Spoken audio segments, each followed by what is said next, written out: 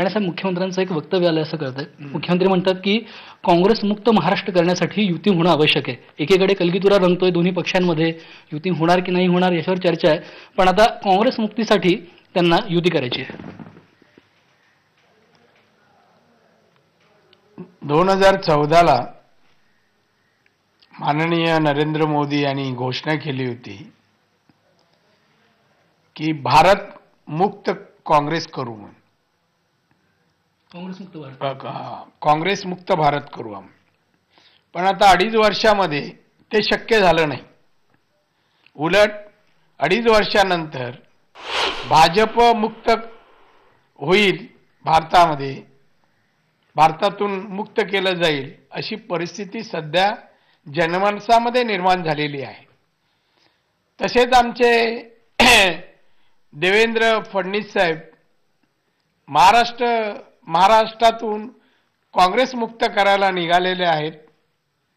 पण आज जरी निवडणुका झाल्या तर भाजप महाराष्ट्रातून मुक्त होईल अशी आजची परिस्थिती आहे. शिवसेना आणि भाजप किंवा भाजप आणि शिवसेना युती करायला निघाले आहेत. ती म्हणे काँग्रेसला महाराष्ट्रातून हटवण्यासाठी. पण आज त्यांचा कारभार पाहिला आणि घेतलेले निर्णय जर पाहिले तर मला वाटतं भाजप आणि शिवसेना या सत्तेवरून कुठल्याही क्षणी जाऊ शकते अशीच परिस्थिती आहे. दोन पक्षातलं वातावरण निवळत नाही, हमरीतुमरी सुरू आहे. आणि माननीय मुख्यमंत्री अशा प्रकारचं वक्तव्य करतात हे स्वतःचं समाधानच करून घेण्यासाठी. जनतेचं समाधान या वाक्याने होणार नाही, गैरसमज मुख्यमंत्र्यांमध्ये निर्माण होतील अशी परिस्थिती आहे. आता जो शिवसेना आणि भाजपमध्ये जो वाद सुरू आहे की जागा कोणाच्या अधिक असायला हव्या, सिट शेअरिंग असायला हवं. एकीकडे मुख्यमंत्री म्हणतात की पारदर्शी कारभाराच्या आधारावर युती व्हायला पाहिजे आणि दुसरीकडे जागा वाटपाच्या मुद्द्यावरून वाद होतं. तुम्हाला असं खरंच वाटतं की पारदर्शी कारभाराच्या मुद्द्यावर ही युती होणार आहे? खरंच मुख्यमंत्र्यांच्या वाक्यावर हसावं का रडावं असं मला हे समजत नाही. अरे भाजपच सन्मान्य किरीट सोमय्या, सन्मान्य आशिष शेलार, हे शिवसेना भ्रष्टाचारी आहे. अनेक पुरावे देऊन आरोप करतात. मग पारदर्शकता आली कुठे?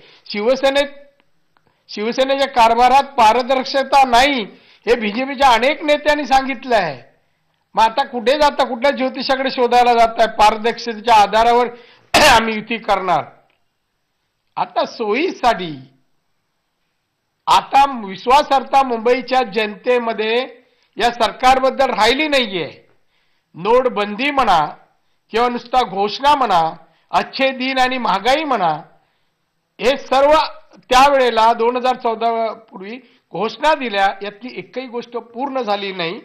आणि त्यामुळे सध्या लोक आपल्या पाठी नसल्यामुळे सत्ता परत येईल का ही त्यांना चिंता आहे आणि म्हणूनच हा प्रयोग चालू आहे.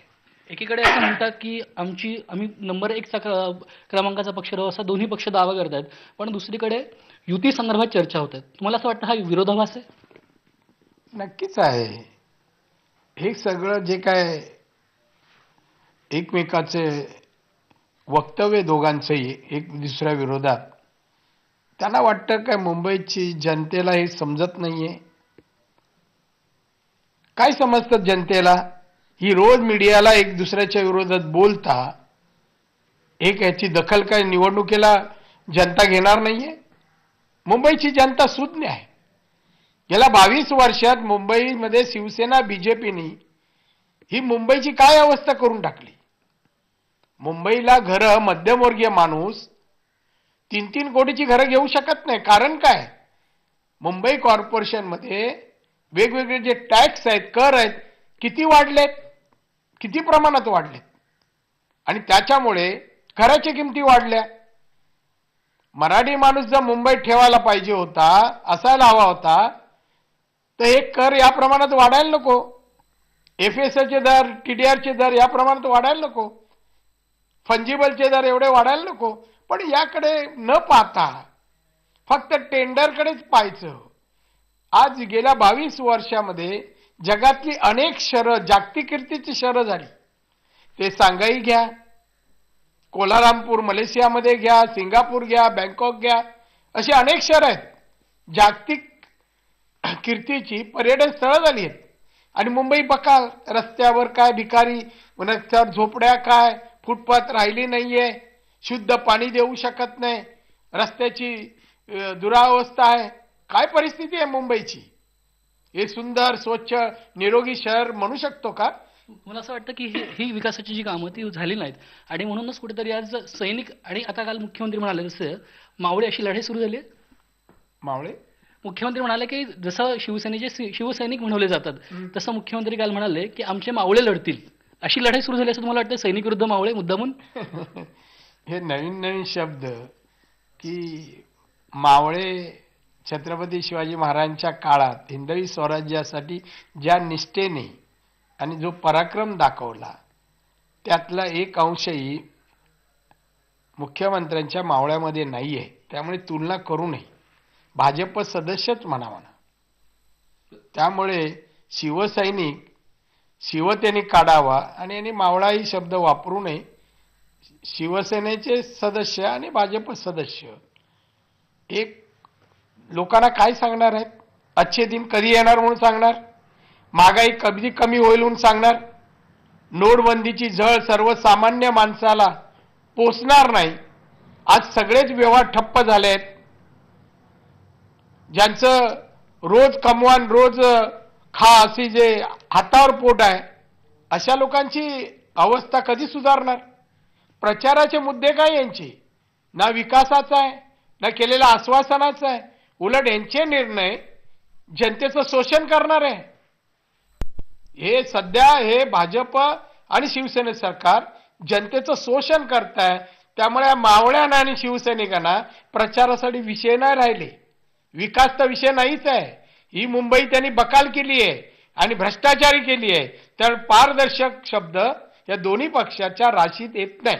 अगदी बरोबर आहे. तुम्ही शिवसेना आणि भाजपवर टीका करताय, पण दुसरीकडे जर आपण पाहिलं तर मुंबई काँग्रेस म्हणजे विशेषतः अध्यक्ष संजय निरुपम यांच्याबद्दल पण खूप तक्रारी आहेत की ते एक हाती कारभार ठेवतात, इतर नेत्यांना सामावून घेत नाही. जसा परवा जो कोकण निवासी मेळा झाला त्यात देखील तुमच्यासकट अनेक लोकांनी नाराजी व्यक्त केली आहे. तुम्हाला असं वाटतं की काँग्रेस, मुंबई काँग्रेस त्यांच्यासमोर वेगळं एक चांगलं आव्हान निर्माण करू शकेल?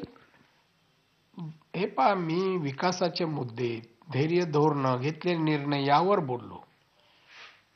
संजय निरुपम यांच्याबद्दल जो प्रश्न विचारता हा वैयक्तिक आहे. एका पक्षातील दोन व्यक्तींचा असेल. तो काय जनतेसाठी या प्रश्नाची दखल घ्यावी असा प्रश्न नाही. वैयक्तिक दोन नेत्यांमध्ये विचाराचे मतभेद आहेत. पण काँग्रेस जेव्हा निवडणूक लढते तर सगळे काँग्रेस जेव्हा उद्या प्रचाराच्या एक होणार. आणि आमचा जो लढा आहे की ह्या बीजेपी शिवसेनेनी 2.5 वर्षापूर्वी दिलेली आश्वासनाची पूर्ती त्यांनी करून दाखवावी, केलेली कामं करून दाखवावी. भ्रष्टाचार मुक्त देश आणि महाराष्ट्र करणार, निदान महानगरपालिका तरी करून दाखवा ना. ती करून दाखवली शकले नाहीत. आज जवळपास 36,000 कोटीचा बजेट मुंबईचा आणि याच्यामध्ये रस्तेही व्यवस्थित नाही. आरोग्याची काय व्यवस्था? नवीन नवीन रोग या मुंबईत सुरू होत आहेत. यावर कोणी बोलत नाही. ही मुंबई सिंगापूर बनवणार, कधी सांगाई बनवणार वर सांगत होते. पण मुंबई तरी ठेवा, तीही ठेवत नाही. आणि त्यामुळे आमचा जो प्रश्न आहे तो अंतर्गत प्रश्न आहे आणि यांचे जे प्रश्न निर्माण यांनी केलेत हे जनतेशी निगडित आहे. अगदी बरोबर.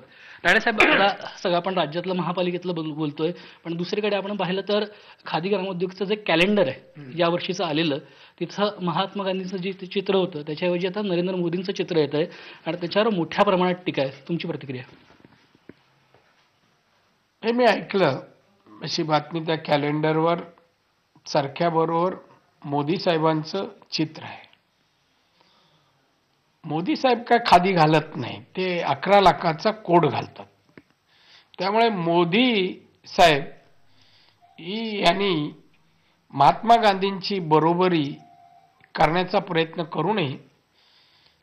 महात्मा गांधी साहेब हेही गुजरातचे, पण जगात त्यांचं जे नाव झालं किंवा मोदी साहेब परदेशात जातात तेव्हा गांधींच्या भारत देशातून आलो अशी ओळख सांगतात आणि त्याच गांधींचं चरख्याबरोबरचं चित्र काढून स्वतःचे चित्र घालण्याचा प्रयत्न करतात. यावरूनच मोदी साहेब किंवा भाजप आज महात्मा गांधींसारख्या व्यक्तीला, राष्ट्रपुरुषाला, राष्ट्रमहात्म्याला चरख्याच्या सोबतचे चित्र काढून बदलण्याचं जे हे करतात ते निषेधार्थ आहे. राष्ट्रपिता म्हणतो आम्ही त्यांना.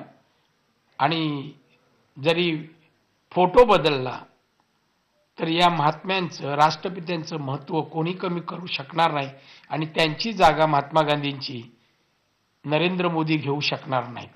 तुम्हाला असं वाटतं की यातून त्या पक्षाची किंवा त्या नेत्याची मानसिकता लक्षात येते? त्या ह्या सगळ्या बदलातून त्या पक्षाची मानसिकता नाही. हे यांना काय वाटतं, चरख्याच्या बाजूला नरेंद्र मोदी पंतप्रधान म्हणून फोटो टाकला म्हणजे लोकांना हे कार्य दिसेल, लोक महान माणूस म्हणून महात्मा गांधी ऐवजी यांचं नाव घेतील. ते त्यागातून, कामातून, कार्यातून महान झाले. तो आज तुम्ही लोकांना जगणं मुश्किल करून टाकलंय. गरिबांना रोजी रोटी नाहीये, अशी अवस्था या देशाची केली. आणि त्यामुळे अशा ठिकाणी फोटो बदलून आपण महात्मा झालो, फार मोठं कोण व्यक्ती झालो अशी समज करून घेण्याची कारण नाही. आणि या बदल्यात ही जी प्रक्रिया केली आहे फोटो काढायची, याबद्दल जनमानसाच्या मनातून नरेंद्र मोदींबद्दल जे काही मत आहे ते नक्कीच निषेधार्थ किंवा मी म्हणेन नफरत पैदा निर्माण करणार आहे. धन्यवाद राणे साहेब, नेहमीप्रमाणेच खूप स्पष्टपणे आणि मोकळेपणाने बोलल्याबद्दल. Okay, thank you very much. Video journalist Praveen Shetty सोबत विवेक कुलकर्णी, IBN लोकमत, मुंबई.